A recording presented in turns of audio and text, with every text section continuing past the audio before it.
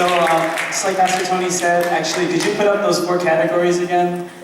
Just like Pastor Tony said, we're going to be going over a number of questions in these 4 categories. And I think you guys submitted a good number of questions, 40 or 50 questions, and so too many questions to ask all at once. So what we did was we decided to categorize the questions and kind of generalize them so that we could get in as much as we can tonight. So let's start off, and we're going to be talking a little bit about feelings now. So let me actually direct this question to the, I'm going to put this, the 2 more recent couples. And I guess I'll ask you guys, as teenagers, or as young people, how did you deal with your feelings for somebody? And what do you do when you like someone or when you're interested in somebody? How do you approach that in your lives?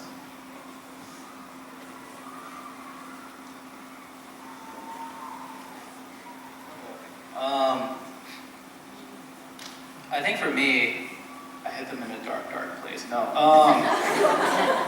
I think I tried to logically think about. I always figured that if I was going to date someone, it'd be for something bigger than just dating. I felt like it wasn't. It could be fun, but it wouldn't really be worth my time to date when I knew that it wouldn't go anywhere. You know, in high school, I knew, well, if I date someone now, the chances of me ending up with them are probably going to be like 0 because people change. You know, I don't know. God gave me the wisdom to know that at least in high school, and so I just kind of thought, well, I have these feelings for this person, but I can't really do anything because, you know, nothing's going to really happen. In the end, if I really think about it, am I going to end up with them for the rest of my life? No, probably not. You know, they just seem like someone who's fun now. So I guess I use logic to kind of I logic away my feelings. It worked for me, but that's also because I have less emotional highs and lows than other people. So anyone else? What do you guys?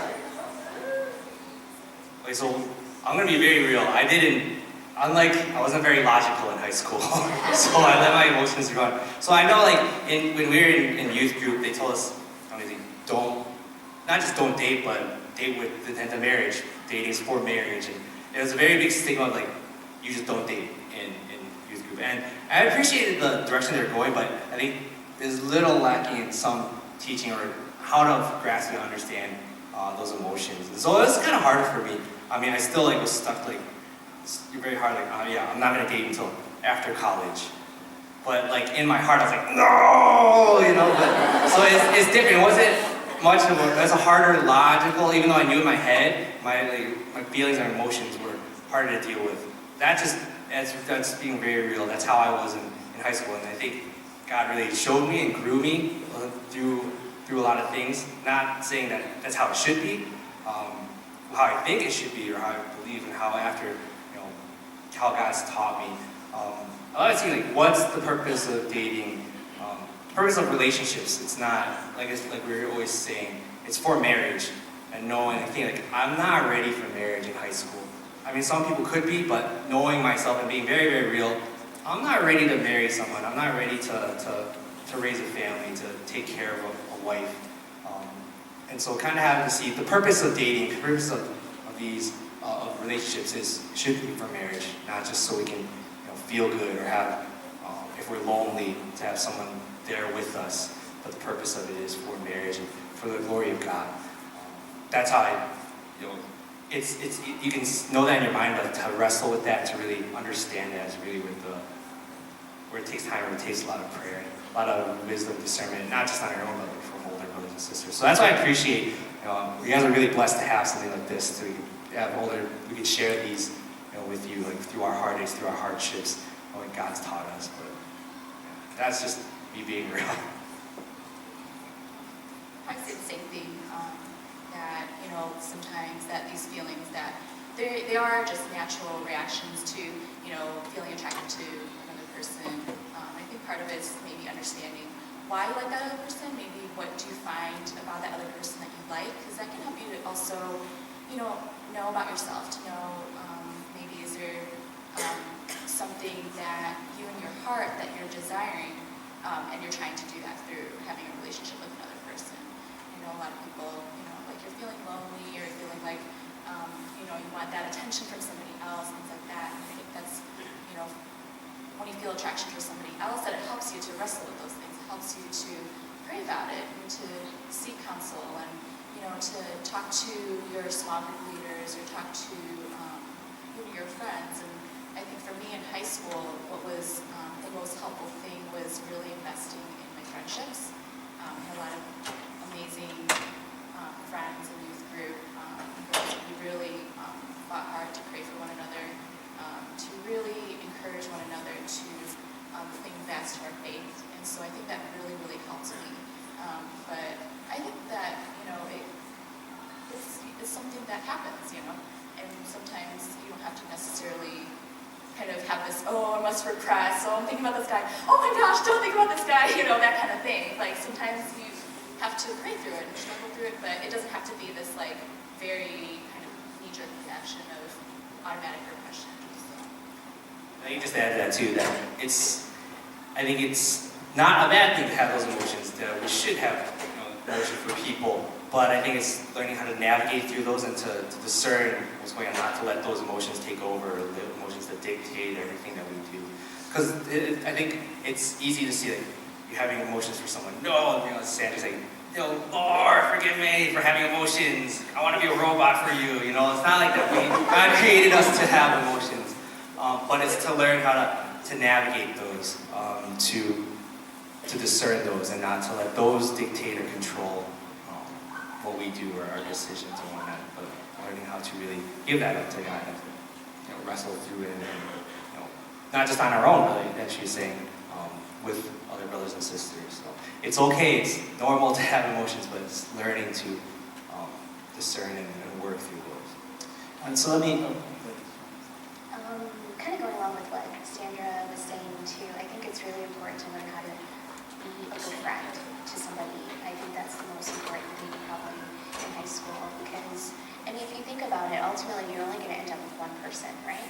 So if you're spending all your time, like if you're a girl and you're in high school and you're spending all your time thinking about your feelings about all these different guys, but you're not really investing in friendships or learning how to become friends with, boys in a healthy way, that's not really good for you for the rest of your life, because you can only be with one person. You can't, after you're with that person, you're not going to continue on, kind of pursuing these relationships with other people. I think what's more important, and I think it's not really about feelings, but it's about obeying God. Like God gave us feelings for a reason, but it's really about obedience. Later on in your life, I think even after, you're with somebody, or even after you're married, you might be attracted to other people. That happens from time to time, depending on, maybe you meet somebody, or you're having a really hard time in your own relationship.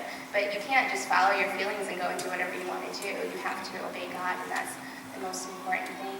I think one thing I wish I had done more earlier was just to be really honest with God about my feelings. I thought I could only pray certain things, or the things I heard my youth group leaders praying, but I think I would have just been more honest with God, saying, I have feelings for this person, I'm really frustrated, or things like that. I think that's the best thing to do with feelings. So let me turn this question then to Pastor Vera and Christine. As people who have been married and also in ministry and involved in a lot of people's lives, what do you guys think is actually the best way for someone to share these feelings, or who should they be sharing these feelings with? Because I think we've heard, you're not supposed to just push them down and just, deny they're there. You have them, you have to deal with them. What do you think? How should we share these feelings? Who should we share them with? What's the best way to approach kind of bringing these feelings out into the open in a good way, in a healthy way?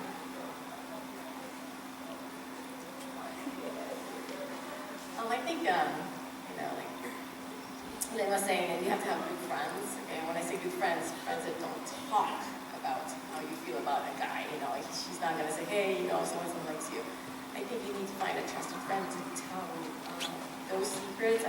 Your parents are probably a good source too, but I'm sure a lot of you think your parents is kind of like the last person you want to tell. But your parents are probably a good, I would say, a good person to gauge who would be best for you. Okay, not to marry you, but just to give you advice. what I did, since I was not close to my parents, okay, I was not close to a friend because I was very secretive, and I'm afraid that my secret would go out. I had a diary. In fact, I still have it, and I wrote all my heartaches and on all my like emotions. And one of these days, I probably share it with my daughters, and to understand. I mean, just not actually not. Not about him. That's actually another man. Anyway, so. But I think it's very healthy to express it in some other ways, and I think diary or journaling is the best thing to do. Yeah, if you have, hopefully you all have a good, strong Christian friend that can help you navigate. I mean, if you share it with someone who's not a Christian, who doesn't really care, just wants you to start going out, they'll probably encourage you in the wrong direction. But hopefully you have a good Christian brother, sister, hopefully same gender you can share about it with and just have them pray with you about it. And if not, you can just ask Pastor Tony or Ruth and they'll help you out. Thank you.